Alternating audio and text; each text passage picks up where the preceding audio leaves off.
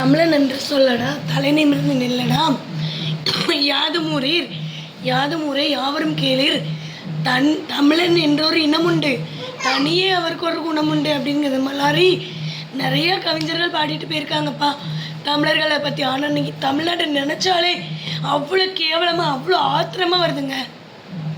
இந்த 5 வருஷம் ஆச்சு, இன்னும் மே மாதத்தில் முடிய போகுது.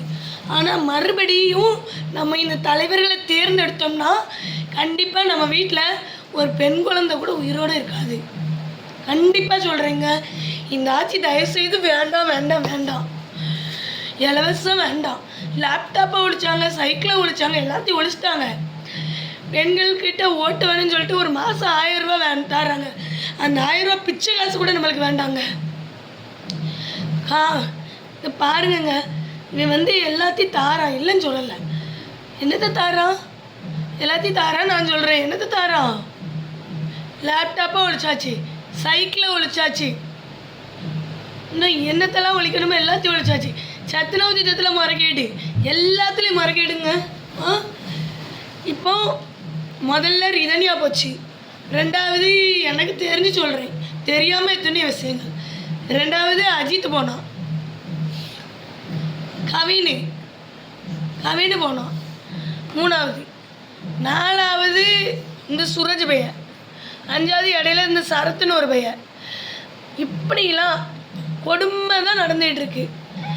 இதுக்கு காவல்துறை வேறு சப்போர்ட்டுங்க. கேவலத்துலேயும் சொல்ல பண்ண ரொம்ப கேவலம்.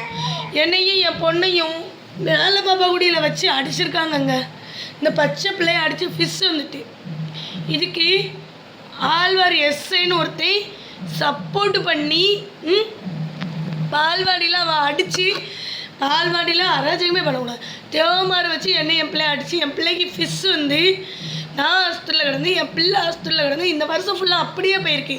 இந்த ஆழ்வார் எச்சிக்கலை பேல தூக்க சொல்லி சொன்னால் அவன் என்ன சொல்கிறான்னா, நீ அட்ஜஸ்ட் பண்ணிப்போ, நான் உனக்கு எல்லாம் செய்கிறேன். நான் முடியாதுன்னு ஒன்னே என் கேஸே கடைசியில் எம்எஃப்ஆ மாற்றிட்டான். நான் இன்றைக்கி லாயராக இருக்கேன், நான் ஒரு தைரியத்தோடு இருக்கேன். என்ன என் ஹஸ்பண்டுக்கு எனக்கு ஒரு பிரச்சனை, டிவிசி மைனஸ் கேஸும் டைவர்ஸ் கேஸும் நடந்துகிட்ருக்கு. எனக்கு கோர்ட்டில் பாதுகாப்பு தராங்க. இந்த நாய் ஆழ்வார் என்னை ஊர்லேயே இருக்கக்கூடாதுன்னு சொல்லி தேவமாரை வச்சு என் புருஷன் ஆழ்வார் தேவமாரி எல்லோரும் சேர்ந்து ஏவி விட்டு நிறைய குறைச்சலுங்க. இன்றைக்கி 31 டிசம்பர் லாஸ்ட்டு சொல்கிறேங்க. இவ்வளோ பிரச்சனை ஒரு பொண்ணான எனக்கு, நானும் நிறையா போராடி, கோர்ட்டு மூலமாக நிறைய போராடி இந்த வீட்டில் தான் நான் இருக்கிறேன். இந்த ஆழ்வாரை தூக்கி இப்போ விகேபுரம் ஸ்டேஷனில் போட்டிருக்கதா சொல்கிறாங்க. சரி, இது போக இத்தனை பேர் வரிசையாக சொல்லிகிட்டு இருந்தேன். ரிதன்யா, கவினி, அஜித், சரத்து அதுமாரி சரத்குமார் நினைக்கிறேன், சரத்து. அது போக எனக்கு உங்கள் கண்ணு முன்னாடி சாட்சியாக நிற்கிறேன். எனக்கு நானும் சிஎம்முக்கு லெட்டர் அனுப்பியிருக்கேன், எல்லாருக்கும் அனுப்பியிருக்கேன். இந்த நாயை ஒன்றுமே பண்ண முடியலை, கேடுகட்ட நாயை. இப்படி தான் காவல்துறையில் அராஜகம் பண்ணி, காவல்துறையில் சம்பளம் எதுக்குங்க வாங்குறாங்க? கிம்பளத்தை வாங்கிக்கிட்டு படுத்தி எடுக்கிறாங்க.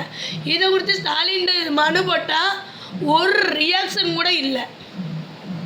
இவங்கெல்லாம் எதுக்குங்க ஆட்சிக்கு வர்றாங்க? தயவு செய்து சொல்கிறேன், இன்னும் 5 மாதம்தான் இருக்குது. சிந்திச்சு ஓட்டு போடுங்க. இந்த சுரஜ் ஐயோ பாவங்க, அவன் எந்த தப்புங்க செஞ்சான்? தமிழ்நாடு நம்மளை காப்பாற்றும் நினச்சி ஒரு வேலை கட்டு தப்பாங்க. ஒரு வேலைக்காண்டி நம்ம ஊரை தேடி தப்பாங்க. வட மாநிலத்திலேருந்து நானும் சென்னையில் ஹெச்ஆராக இருக்கேங்க. நிறைய பசங்க, ஹிந்திக்கார பசங்க நிறைய வேலை பார்ப்பாங்க. தமிழன் பார்க்காத ஒரு வேலையை தமிழன் பார்த்தோம்னா அதே சம்பளத்துக்கு 5 வேலையை ஹிந்திக்காரங்க பார்ப்பாங்கங்க. Hanks use பண்ணுவாங்கண்ணா. ஆனால் மேடம் நான் போனோன்னே ஒழிச்சு வச்சுருவான். என்னடா தம்பி இப்படி இது பண்ணுற அப்படின்னா, சரி மேடம் இனிமேல் யூஸ் பண்ண மாட்டேன் அப்படின்மா. ஆனால் இந்த தமிழன் என்ன தெரியுமா சொல்லுவான்? அப்படியா, நான் உனக்கு மரியாதை கொடுக்கணுமோ அப்படின்மா. இத்தனையும் நான் ஃபுட் சேஃப்டி ஆஃபீஸர் ஹெச்ஆராக ஒர்க் பண்ணியிருக்கேன். ஹிந்திக்கார பசங்க அவ்வளோ மரியாதை தெரிஞ்ச பசங்க. ஒரு ஆள் பார்க்க வேண்டிய வேலையை 5 ஆள் பார்ப்பாங்க.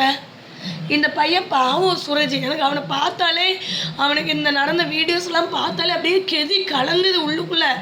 இப்போ நம்ம வெளியில் போனால் நம்மளுக்கு கூட பாதுகாப்பு இருக்குமோ அப்படிங்கிற அளவுக்கு இருக்குங்க. தமிழன் என்று சொல்லடா தலை நிமிர்ந்து நில்லடான்னு அந்த காலத்தில் சொன்னீங்களேங்க. இந்த காலத்தில் தமிழனை நினச்சாலே கேவலப்படக்கூடிய அளவுக்கு ஒவ்வொரு செயலும் இருக்குதுங்க. எவ்வளோ வேதனையாக இருக்குது தெரியுமா?